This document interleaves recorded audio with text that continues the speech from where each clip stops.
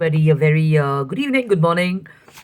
Uh, I'm Jashin Kapani. I'm the founder and CEO of Amdicon Design. Time is of no consequence because this is an interesting read on routine and discipline and stuff like that. I'm Jashin Kapani. I'm the founder and CEO of Amdicon Design. We're in the business of designing and manufacturing home and office decor and interior solutions. And I got this fantastic set of lines before me, which is on happiness, far fetched happiness. And do we have to go somewhere really into the woods, into the hills, or to some other country for happiness? So, I was having a chat with a few people today at one of the amazing clubs in Delhi, and I could see through my interaction and stuff like that, not everybody seemed very excited or happy in life. And of course, there's a beginner who messaged me, and we got talking and stuff around career and stuff. And the second person was an artist, and we're kind of talking about the Zen way of life and stuff like that. So is happiness important? So this is a good set of lines because the weekend is also coming in, and we can set some new goals for the coming weekend stuff.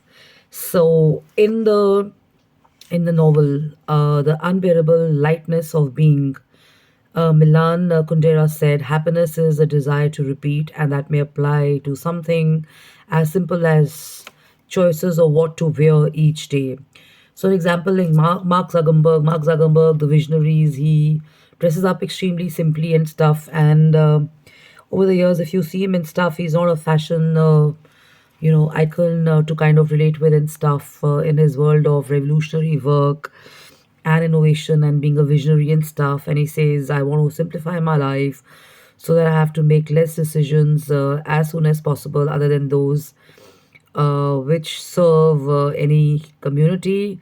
This is a very Zen way of simplifying things, which may be inspired by iconic Steve Jobs, who for a number of years wore the same things and kept the same appearance, a black turtleneck sweater, jeans, and white sneakers. And then there is his biographer called Walter, who asked him about, his fascination for a single outfit, fit, and Job said, well, actually, I'd become friends with the prestigious designer Issey Miyake, who has already designed uniforms for workers at Sony. Amongst them are many other companies and stuff. And although Apple staff objected to wearing those outfits and stuff like that, I got a uniform for myself. And I thought it was a pretty practical way of living a daily routine, and it could become the personal hallmark in all the presentations. So, without thinking twice, Steve Jobs asked the designer to kind of make 100 black sweaters in his size. And when the designer asked him in surprise, pretty, amused and amazed by this approach, Apple CEO replied, this is what I wear. This is what I want to wear, and this is what I'm going to wear for the rest of my life. And in a less radical way, he says there are other people who are also in the club. For example, Mr. Barack Obama, who dresses exclusively in gray or blue suits.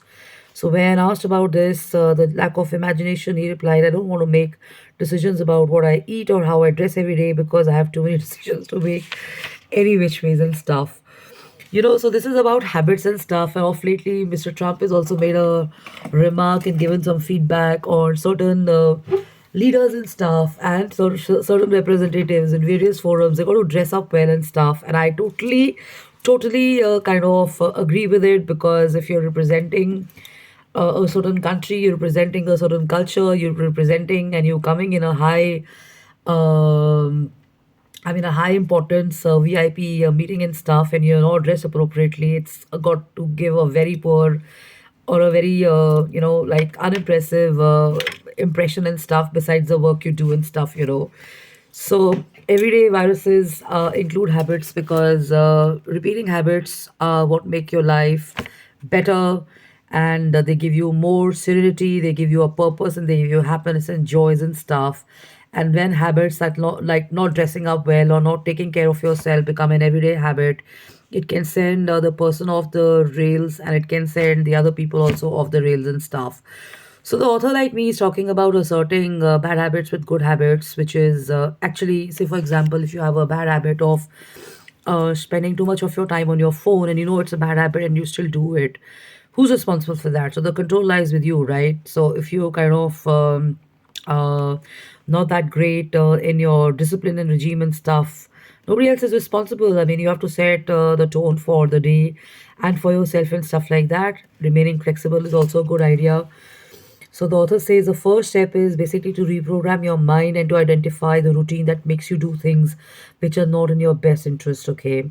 So let's say a person is overtired and a person in a week is overtired, let's say 3 or 4 days a week. So the person has to identify what is it that is making the person tired. Okay.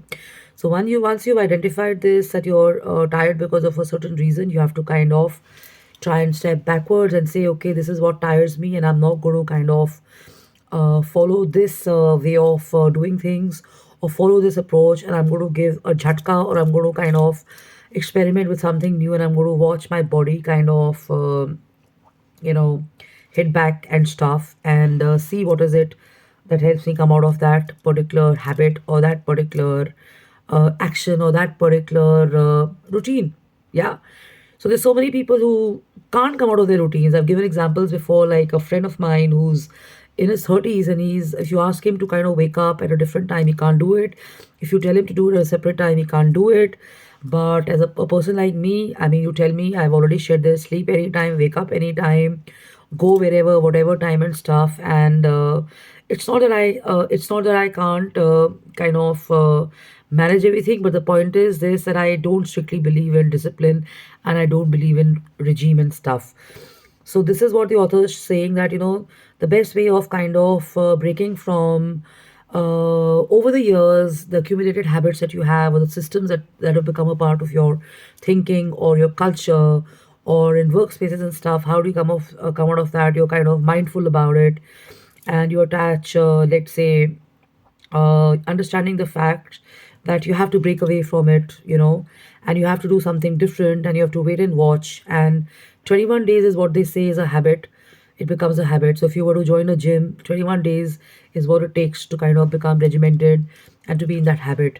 So you have to do that. So he's given an example of journalists, he's given examples of celebrities, he's given an example of authors here, he's given example of leaders here. And then there are people like me who are, I mean, on a different footing altogether and stuff. But the point is this: that you have to have a kind of understanding that if something is working positive for you, you have to repeatedly do it, and if something is working negatively for you, you have to put the stop on yourself. And if you know that a habit is not good for you, watching too much of TV is not good for you, being on the computer is not good for you, getting into arguments and flared debates online is not good for you, you know where to call the shots. The control lies with you. And when you know that playing too many online games is not good for you, you know that certain negative environments are not good for you, you know that following certain people is not adding value to your system and to your lives and stuff, that's not driving you in a good direction, why would you do it, right? So I love this read because it's also talking about the 21-day rule, and it's also talking about becoming irresistibly kind of focused on habits and decisions that are going to greatly affect your life and stuff, and they're going to change the direction of your life and stuff. So somebody asked me today, how are you able to do so many things? You live in a city like Delhi, and you're doing so much, you're meeting so many people, you've overcome health issues, you run an organization, and you have so many networking forums to be a part of, you have so many designs to be a part of, you have so many people to meet with. How do you maintain all of that? So the point is, it's all about self work. Nobody's going to come and help you with it. And the point is this: that once you've understood yourself, you've understood what ticks you the positive way, you focus more on the positive rather than looking at the negative. Okay. So that's the crux of it. Sometimes people put it in your head, or they condition you in a certain manner because certain things as per them are not good, certain things as per them are not right, and that's how they've grown up, and that's how they've been, because it's been passed on from generations, or they've seen their family, or they've seen the elders, or they've seen certain people in their environments, or people all around them doing that. So the point is this: that there is no one way, and and at each stage things change, I mean, we all know that by now. And I'll remind you that, as you're growing and evolving as a person, what you were doing a few years back is not what you're going to be doing now. And the kind of habits you had, or the kind of outlook you had, let's say 10 years back, is not what you're going to have now and maybe forward, so poor people are forever changing. And this is what the book is also sharing and saying, that become irresistibly charmed by good habits, by positive, and what's driving you. And once you've kind of understood that there are ways to instill new habits and to break that mold, or to break that circuit, or to break that pattern, is what the word is, then you know how to kind of come out of it. And obviously then life becomes like life is going to become miraculously qualitative rather than quantitative and stuff, so hope this helps. And definitely prayers work, miracles happen. And prayers, the best way to change any habit is to pray, is to get mindful, because that gives you a direction.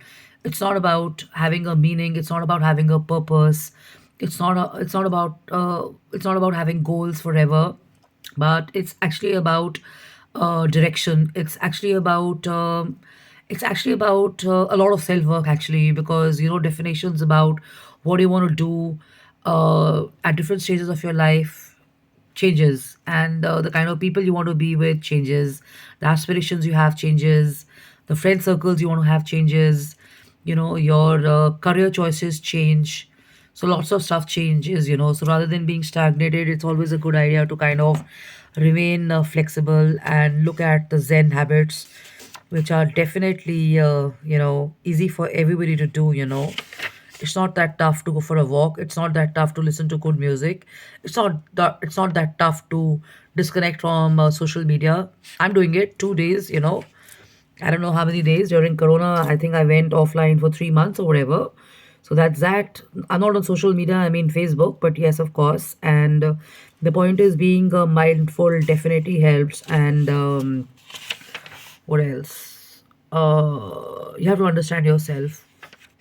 Whatever makes you feel positive, do more of that. And whatever doesn't feel good, whatever brings out the negative emotions in you, avoid it.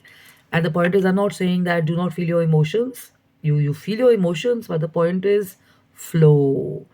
The point is, focus on more joy, focus on more positive, focus on more, uplifting stuff. That works best. So in a way, that's the zen for a lot of people, finding joy during Corona and after Corona, and now, during the festive season and stuff like that. So you basically have to kind of get into this habit of doing stuff repeatedly, which makes you happy, and which kind of has a positive outcome, rather than bogging you down and bringing you down, making you sad, making you grumpy, making you miserable, because it's easy to be that way, right? I mean, challenge yourself and stay happy.